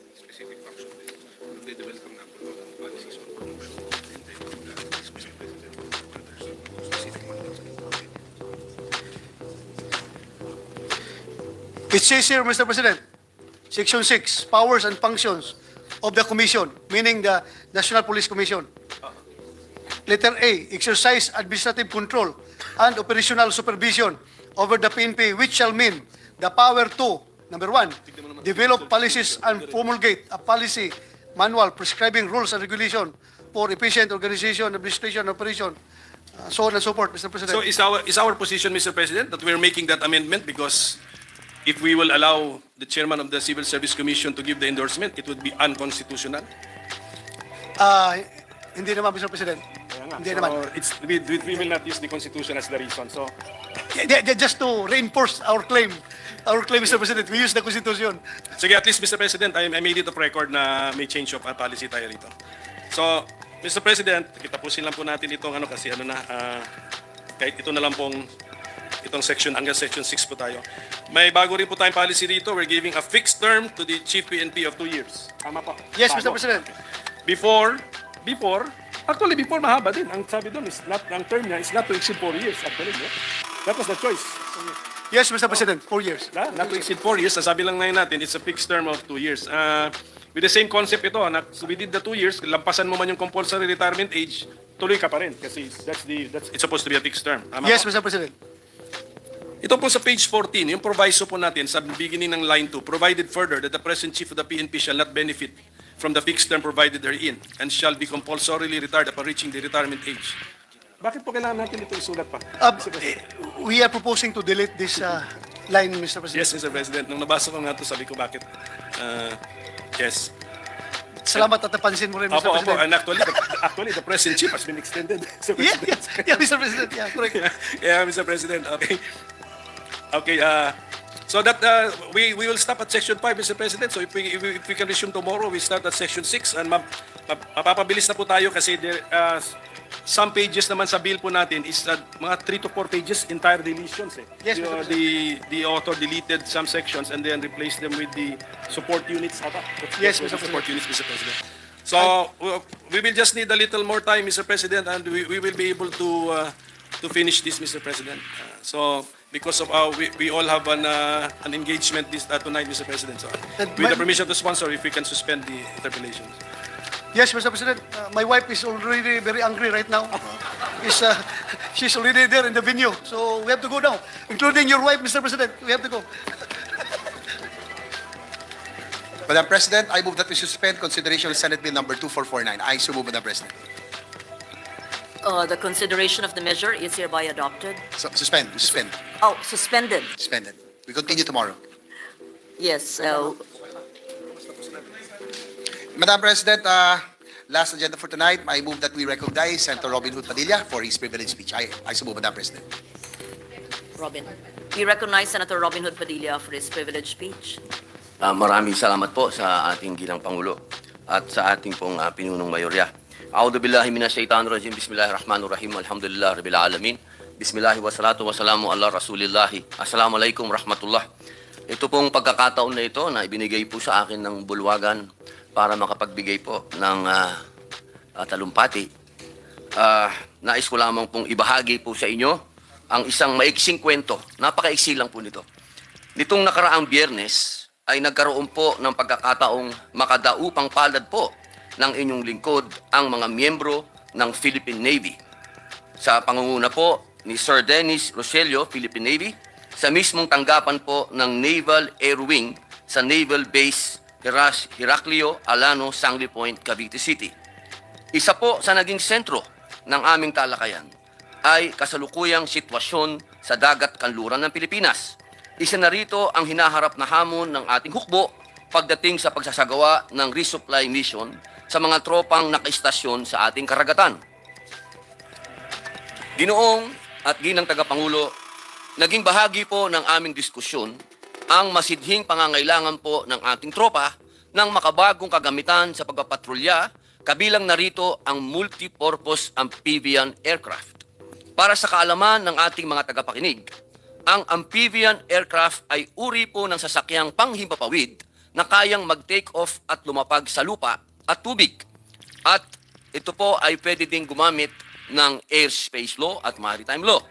Makakatulong po ang MPAA sa mas mabilis na pagsasagawa ng supply mission na hindi mangangailangan po ng escort at hindi mabibinbin sakaling may mga humarang sa ating mga watercrafts.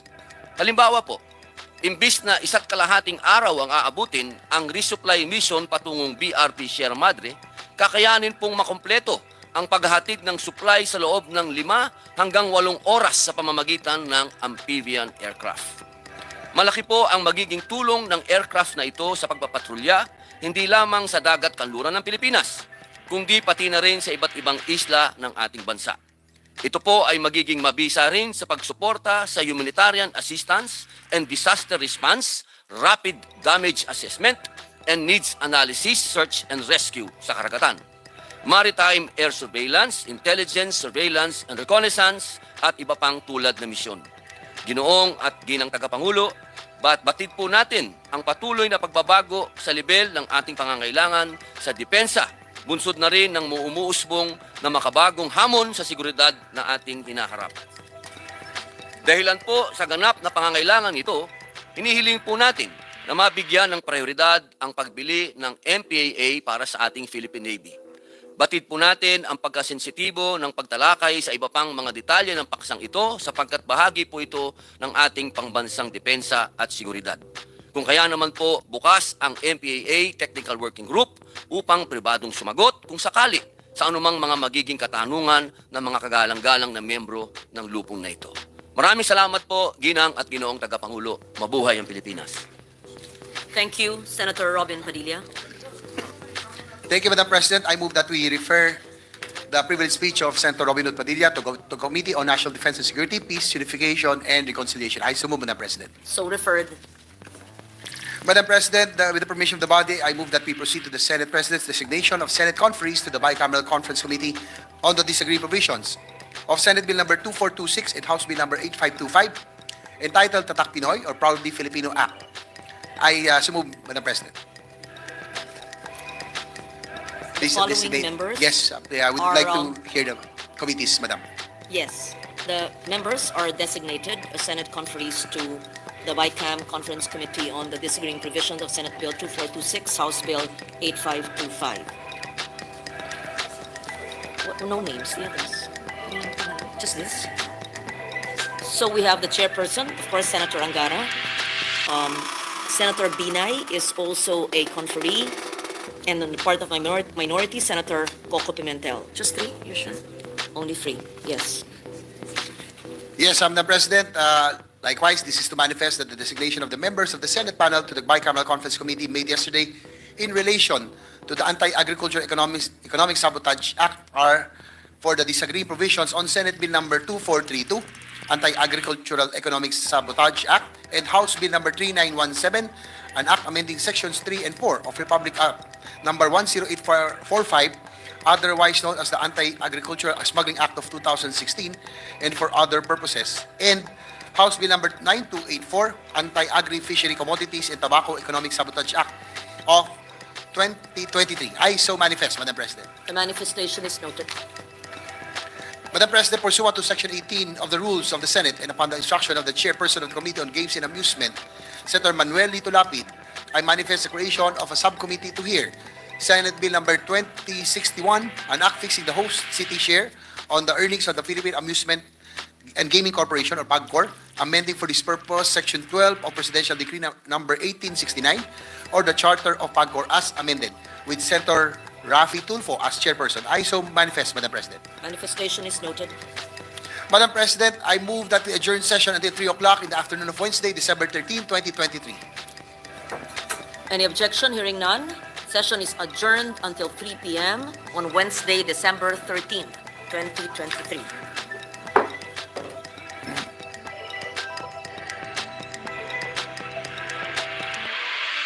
We're debating it here with my COMSEC about the term systematized representation in the police forces because this is not, there is no mention about this in the bill itself. Yun nga po, Mr. President, yun kaya nga, ako kaya nga kami nagdidebate dito dahil wala naman talaga, there's no mention about this in the bill. But it's a great objective. Would His Honor agree? Yeah, it's a good objective, Mr. President, Your Honor.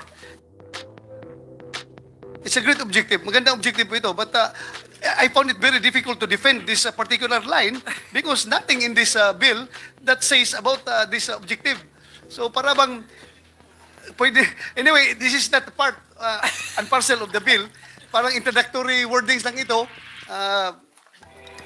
Okay lang, Mr. President, Yeah. I can move on. Yes, but, thank you, Mr. But President. if His Honor will agree that this is a good, it is a good, it does express the intention na magkaroon ng systematized representation in the police force, different approach in recruitment process that will ensure strategized delivery of service in order to promote general welfare, institute safeguards and other mechanisms to eliminate graft and corruption. If that objective still captures the essence of this bill, then I will still proceed even though that phrase is not present in the bill. Certainly, Mr. President, Your Honor, you can proceed, please. So ang next line kasi is different approach in recruitment. So I was really interested in that kasi my understanding na ako na lang magbibigay ng sarili kong understanding of systematized representation and I'm pretty sure it's limited kasi nanggaling po yan sa mga experts nyo. But my limited understanding would be, tatagalugin ko, di magkakaroon ng sistema to ensure na meron tayong representation from all over the country. Naisip ko, not just sa gender, which is what I told His Honor na yun ang particular line of interest ko, to be sure na magkaroon ng representation ng kababaihan. And how will you go about that recruitment process? Will you go to the schools telling them that the PNP is going to provide a bright future for you?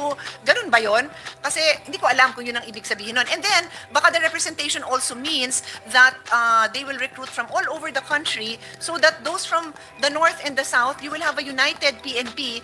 Di ba nare-reassign po kayo, Mr. President? Is that correct? Di ba that's part of it? So, whether ikaw ay taga Ilocos at ma-assign ka sa Davao and vice versa, united ang ang training and yung moral nyo, isa yan. And it will help nga itong ensure the general welfare, institute safeguards, and other mechanisms. So Yes, that, Mr. President. tama ba yun? Yung That's correct, Madam, Your Honor, Mr. President. You're correct. Actually, the PNP just follow one program of instruction in all its trainings, whether regardless of what region is conducting the training, Mr. President, isa lang po yung program of instruction na sinusunod Okay. natin. But on that note, I have an issue with that because although I understand na iisa, would there already be modifications that would address the different backgrounds of your recruits such that it's possible that in certain regions, talagang equal ang tingin nila sa kababaihan.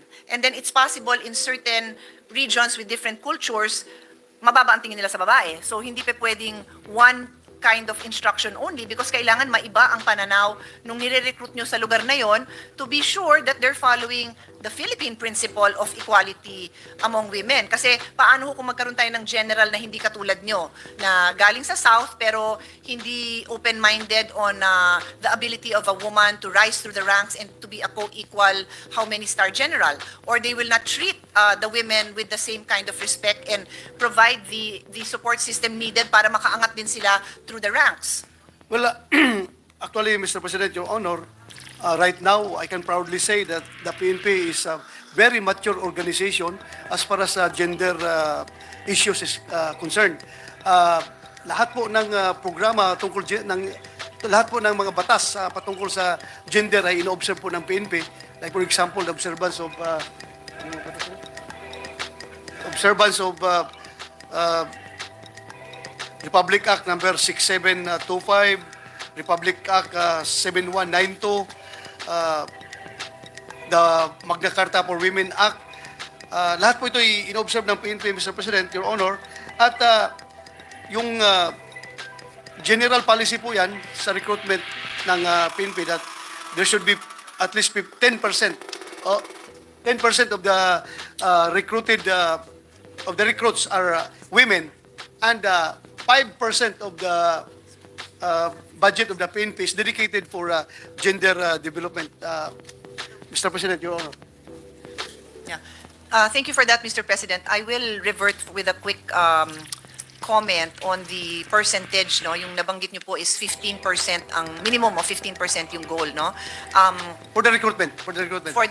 But right now, Mr. President, Your Honor, the actual strength of PNP is that the ratio is 1 woman,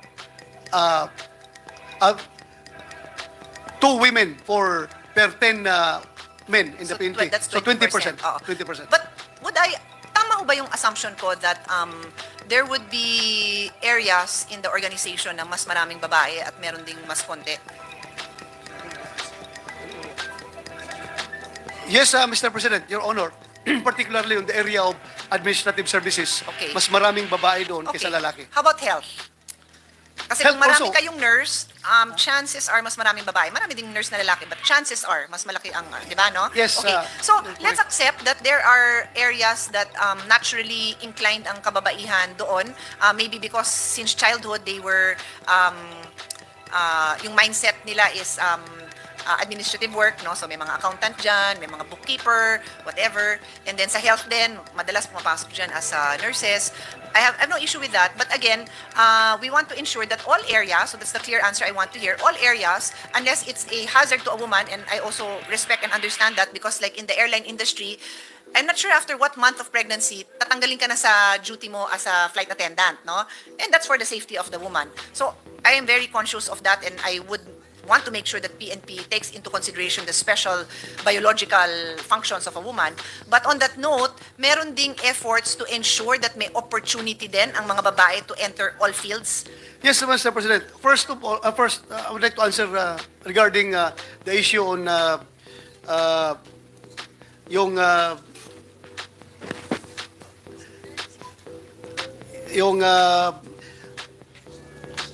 sa women, Mr. President, I would like to assure you that there is no prohibition for women to enter in any field of the PNP or any subunits of the PNP. So, kuan po, equal po ang opportunity ng isang babae at isang lalaki sa lahat ng unit na gusto niyang mapuntahan. In fact, yung the most difficult unit, the Special Action Force, marami pong babae doon ngayon na naka-assign. So, may equal opportunity na po, Mr. President, Your Yes. Honor. Thank you. But Mr. President, may I ask His Honor to assure me that the leadership of PNP knows that having no prohibition is not the same as having equal opportunity.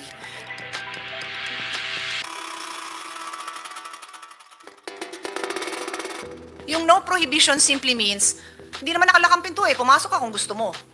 But what if you don't have access? You don't even know the hallway that leads to that door. You don't know if you are welcome in that door. Yun naman huwang sa akin. I have had experiences where I have felt unwelcome. And yun ang point na kailangan clear sa leadership. Iba yung no prohibition, iba yung you are welcome. Here are the skill sets you need. Here is the training we will give you so that you can have the opportunity. Because baka yung pinagdaanan mo sa 4-year course mo, did not equip you. Bigyan ka namin ng extra para magka-opportunity ka talaga to enter that door, whatever that door is. What I mean when I say no prohibition, Mr. President, Your Honor, is that mahirap rin kasi kung gagawa tayo na kailangan dito babae o itong lalaki. Itong male-dominated na unit like Special Action Force, sabihin natin na itong position na ito dapat babae. Kasi ang binibigyan rin natin yung chance yung individual female policeman na to exercise her own free will na kung gusto niya pumasok, okay. Kung ayaw niya, hindi siya pinipilit na pumasok. So, ganun pong ibig sabihin natin doon, Mr. President, Your Honor, na walang prohibition. Kung gusto niyo, welcome kayo. Welcome kayo sa lahat na gusto niyong pasukan dito sa organisasyon ng PNP. Mr. President, I appreciate your candidness in your response, but I believe there is still either hindi ko naiintindihan or meron talagang gap in what is being practiced and what should be practiced. Because, for example, no, I'm an athlete, and I am certain, with all due respect, I can outrun most of my male colleagues in a running event now. Okay, I'm certain. And it's not because I'm a superwoman or anything, but I'm a runner kasi. Yun lang naman yun, runner ako. Take note, I didn't say bike kasi hindi ko na ma-outbike si Senator JV kasi kakabike lang yan ng 200 kilometers. So I didn't say bike. But run, baka I will outrun most of my colleagues. So on that note, pag nakita ng CO, tama ba, commanding officer, nakita niya na, tindi ng skills ng babaeng to tapos pala, meron pala siyang background din patry out nyo nga dito sa kung ano man division yun na hindi lang yung it's open. You have to seek them out and see what opportunities can really be applied to women who may be suited for those other positions that are predominantly male. Because if you just announce it's open, it's not enough for us. I'm telling you, I am an accomplished female. But there are doors that have been very hard for me to open because they are traditionally for men. Well, yeah, actually, Mr. President, it has been a practice of the PNP. Yung sinasabi mo na mag-encourage, mag-recruit, mag-motivate ng mga female na pumasok sa ganitong particular fields. Like for example, I will give you an example. Nung ako si PNP na nakita ko yung mga babae na magagaling magmotor. Sabihan ko siya, uy, why don't you join the highway patrol That's group? what I wanted to hear, Mr. President. Yeah, magaling ka That's the magmotor. example. Yun, we're done. I'm done. I'm ready to move on with the next question. That's all I needed to hear, Mr. President. Yes, sir, kasi well, ang gusto naman talaga natin, maximum and optimized utilization of resources. Exactly. So, kailangan gamitin natin yung kanilang special skill. So may I ask for your picture with a female motorcycle PNP plastered all over the PNP offices? That is now going to be the reminder that look out for these women with these particular skills and invite them like what you said. Uy, magaling yan, sumama ka. That's what I wanted to hear. That's all. I'm really happy with that response. Thank you. Mr. And that's why I President. know, sabi ko, teka, hindi lang tayo nagkakaintindihan because I know the sponsor, Mr. President. I know him to be the kind of person who will look for these opportunities. But I wanted to elicit that response so that the whole PNP organization will hear this. And this debate that we're having will go on record for eternity. Ito yung hinahanap ko. Yes, Thank you Mr. for that, President. Mr. President. So, I will end actually by just saying, yun lang, Mr. President. Thank you. I will end by simply saying that the committee I chair, Sustainable Development, Innovation, and Futures Thinking, I want that embedded in the culture and in the institution. And the only way it can happen, Mr. President, is that meron kayong offices who are in charge of this. Why is sustainability and futures thinking so important? His Honor will recall that on a few occasions, we have had the discussion on what will the future challenges be on peace and order. We've had this discussion, remember? Ano ba ang nagiging cause ng mga problema natin? Na ngayon, may petty thefts tayo dahil nanakawin yung cellphone para mabenta kasi gutom ang pamilya. Malamang yun, di ba? Baka naman drug addict din talaga yun na kahit na may pagkain yung pamilya na, drug addict siya, bibili pala siya ng drugs, no? Hindi pala pagkain para sa pamilya niya. But why do these crimes happen? The example I'll give is scarcity of water. So that is a security issue. Di ba, napag-usapan natin yan. Security issues of the future, lack of food, lack of water, including our problems with West Philippine Seas because that's a source. Sabi nyo nga, resources.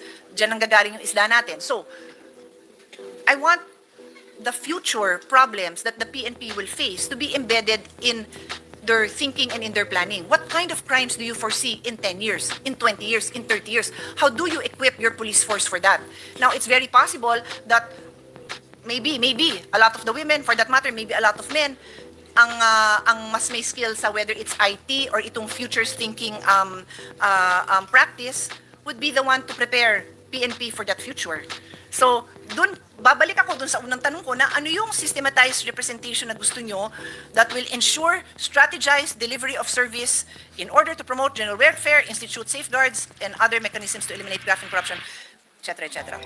Babalik din ako doon. So, maybe at the proper time, I will be happy to make those proposals, but I would appreciate it very much if the leadership in PNP would already be, you can already assure me that they are open to all of this, to really be addressing the problems of the future by way of having a possible futures thinking team, which, by the way, this representation has included in already a number of departments in the Philippine government. We have a futures thinking and sustainable office in the following: DepEd, DOH, NEDA. So I think it should also be part of the PNP institution, Mr. President. Yes, Mr. President, Your Honor, the PNP is open to that idea. Yeah. And it is a welcome idea to the PNP. Yes. Our chairman of the Committee on Basic Ed and of course our head of our EDCOM committee reminded me that we have a budget in every state, university, and college. It's a futures thinking budget. So I can also ask PNP to go to any state university and partner with them. And for that matter, meron din ng DAP. And you can send people there to be educated on futures thinking. You can partner with these SUCs for research on what you should be preparing for.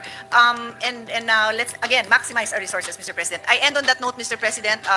I, of course, support this measure and whatever we can do to strengthen our PNP and provide the support that our institution needs to do their job at their best in the best possible way. Thank you, Mr. President. Thank you, Mr. President, Your Honor. Maraming salamat. Thank you very much, Yes. Majority Leader. Yes, Mr. President. Mr. President, there being no member who wishes to interpolate, I move that we close the period of interpellations and debate. So move, Mr. President. Congratulations to our dear sponsor for a job well done and for the patience of everyone, including the members who interpolated. There being no objection, motion is approved. Mr. President, before I move for a minute suspension, Mr. President, may I just take the opportunity to acknowledge some guests of this representation, our GIP interns from the great province of Bulacan. They represent all the towns of Bulacan who are here today. May I be allowed, Mr. President, to acknowledge all of them this evening. Thank you very much, Mr. Welcome to President. the Senate. Welcome to the Senate. Thank you very much. GRPO. GIP, Mr. President, the Government Internship GIP. Program. of DOLE, Mr. President. Government Internship Program. Yes, Mr. President. Evaluation and Assessment Act. So move, Mr. President. There have been objection, motion to Mr. approve. President, the parliamentary status of the measure is that we are in the period of interpellations and debate. With that, I move to resume the period of interpellation and recognize the sponsor, Senator Sherwin Gatchalian, and to continue with this interpellation, Senator Coco Pimentel. Maybe the good minority floor leader could ask only just maybe 2 questions and then continue next year. Isa pa tayo, boss. We'd like to May isa pa, recognize the boss, ha? sponsor and the Thank minority you. floor leader. Thank you, Mr. President. We're also excited to the grand raffle draw, Mr. President. Thank you, Mr. President. So we can resume our interpretation. It really depends on the answer, Mr. President. Sometimes sometimes we're excited because of the answer, the insightful answer given by the sponsor, Mr. President. So it will lead to 5 to 10 other questions, Mr. President. The BLGF is here, Mr. President.